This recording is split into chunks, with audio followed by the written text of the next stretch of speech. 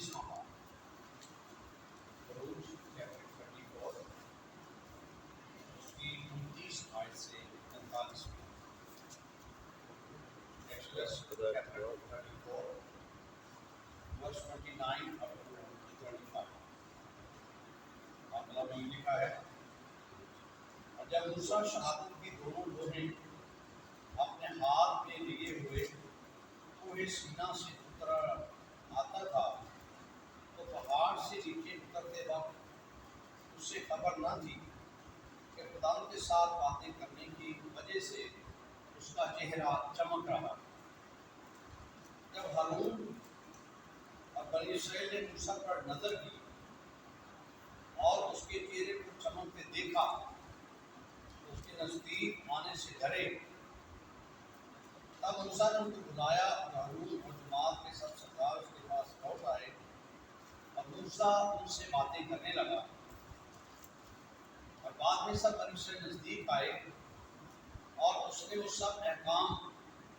जो खुदा ने कोहे सीना पर बातें करते वक्त उसे दिए थे उनको बताए। जब मूसा उनसे बातें कर चुका, उसने अपने मुंह पर निकाब डाल लिया। जब मूसा खुदा से बातें करने के लिए उसके सामने जाता, बाहर निकलते वक्त तक निकाब को उतारे रहता था। जो हुक्म उसे मिलता था उसे बाहर आकर बनी इसराइल को बता देते। बनी इसराइल मूसा के चेहरे को देखते थे, उसके चेहरे की जिल्द चमक रही है। और जब तक मूसा खुदावंद से बातें करने न जाता, तब तक अपने मुंह पर निकाब डाले रहता। खुदा के पाक मुकद्दस कलाम के खोले, बड़े सुनाने। आज हमारा टॉपिक है खुदावंद का जलाल। खुदावंद के जलाल की जब हम बात करते हैं तो जलाल का मतलब है नूर, रोशनी। खुदा का बंदा मूसा 40 दिन तक खुदा की हुजूरी में पहाड़ पर रहा। खुदा ने से कहा था कि पत्थर की 2 लोहें, 2 तख्तियां लेकर मैं अपने अहकाम उस पर लिख कर दूं। खुदा का बंदा मूसा खुदा के हुजूर में पत्थर की तख्तियां लेकर जाता है, और 40 दिन तक मूसा पहाड़ पर खुदावंद के हुजूर में रहता है। और खुदावंद ने इन तख्तियों पर 10 अहकाम लिखे। मूसा खुदावंद चेहरे को इस तरह रूबरू तो नहीं देख सकता था, कि खुदावंद इतना जलाली और इतना नूर है कि उसे देखकर तो जिंदा नहीं रहता। खुदावंद अपनी आवाज से ये बताता था कि मैं खुदा हूँ,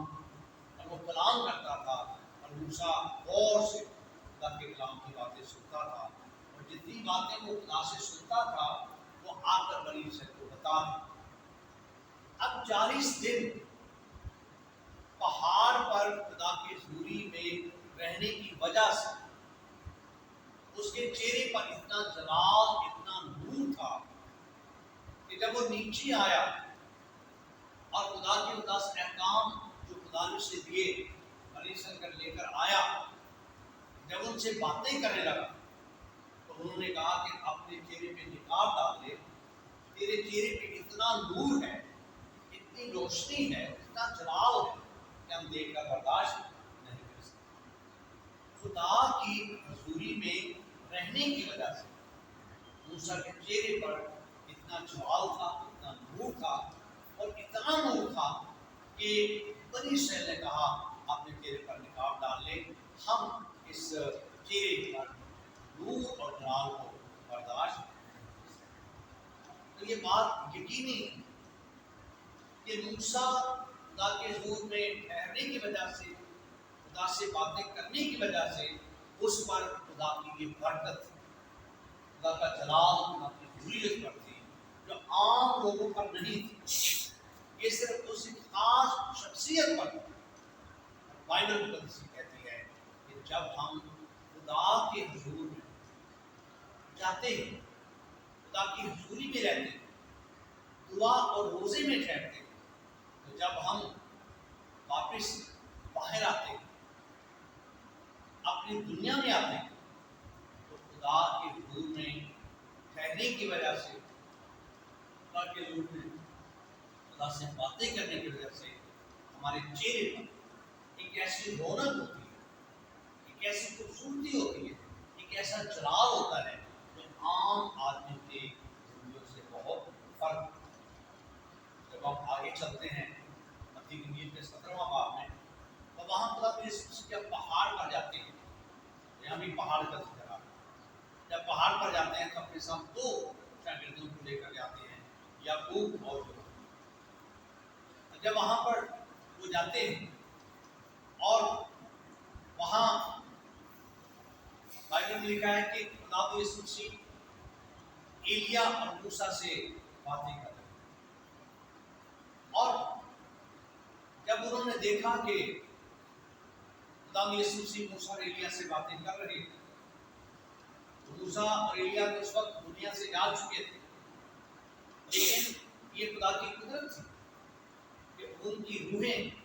उनके बदन समेत खुदावंद यीशु मसीह से बातें कर रहे हैं। जब शागिर्दों ने देखा कि यहाँ पर खुदा की हजूरी, और वहाँ पर लिखे कि खुदावंद यीशु मसीह पर इतना जलाल था कि उसका चेहरा बर्फ की मानो सफेद और चमक रहा। खुदावंद यीशु मसीह को वैसे ही जला लिया,